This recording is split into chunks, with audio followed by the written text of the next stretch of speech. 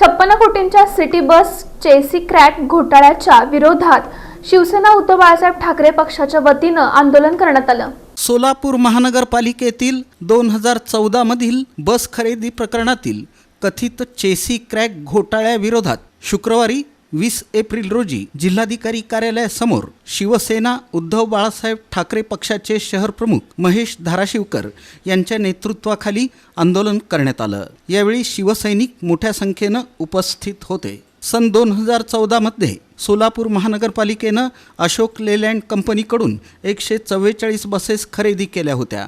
मात्र या बसेसमधील 99 बसेसच्या चेसीमध्ये क्रॅक आढळल्याचा प्रकार उघडकीस आला। RTOचं फिटनेस प्रमाणपत्र असतानाही या बसेस निकृष्ट दर्जाच्या निघाल्या। हा केवळ तांत्रिक दोष नसून अधिकारी आणि कंपनीमधील संशयास्पद करारामुळे झालेला सुनियोजित घोटाळा असल्याचा आरोप शिवसेनेनं केला। या प्रकरणी झालेल्या न्यायालयीन प्रक्रियेनंतर आता 56 कोटी रुपयांची भरपाई महापालिकेकडून करावी लागणार असल्याची माहिती समोर आली आहे।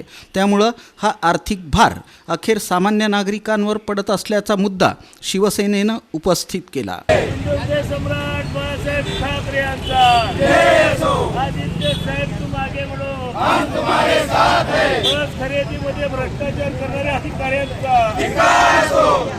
यासंबंधी बोलताना शहर प्रमुख महेश धाराशिवकर म्हणाले की या घोटाळ्याला तत्कालीन आयुक्त आणि संबंधित परिवहन अधिकारी जबाबदार असताना त्याची शिक्षा सोलापूरकरांनी का भोगावी। भ्रष्ट अधिकाऱ्यांच्या चुकीचा दंड नागरिकांवर लादला जाणार असेल तर शिवसेना ते सहन करणार नाही असा इशारा त्यांनी दिला। या आंदोलनावेळी उपजिल्हाप्रमुख प्रताप चव्हाण, विधानसभा संघटक सुरेश जगताप, विधानसभा प्रमुख बाळासाहेब गायकवाड, लोकसभा समन्वयक शरणराज केंगनाळकर, महानगर प्रमुख दत्ता माने, शहर उपप्रमुख बंटी बेळमकर, दिनेश चव्हाण, उज्ज्वल दीक्षित, अमित भोसले, राम वाकसे, राजू कुसेकर, योगेश सलगर, जर्गीस मुल्ला, दत्ता खलाटे, अजय खांडेकर, महेश गवळी, अनिल बिराजदार, दिगंबर पालनकर, नागराज कंतकूर, राहुल परदेशी, विशाल सोरेगावकर यांच्यासह अनेक पदाधिकारी आणि कार्यकर्ते उपस्थित होते। सोलापूरकरांच्या हक्काच्या पैशांची लूट होऊ देणार नाही असा इशारा देत शिवसेना उबाठानं या प्रकरणात आरपारची लढाई छेडण्याचा निर्धार व्यक्त केला।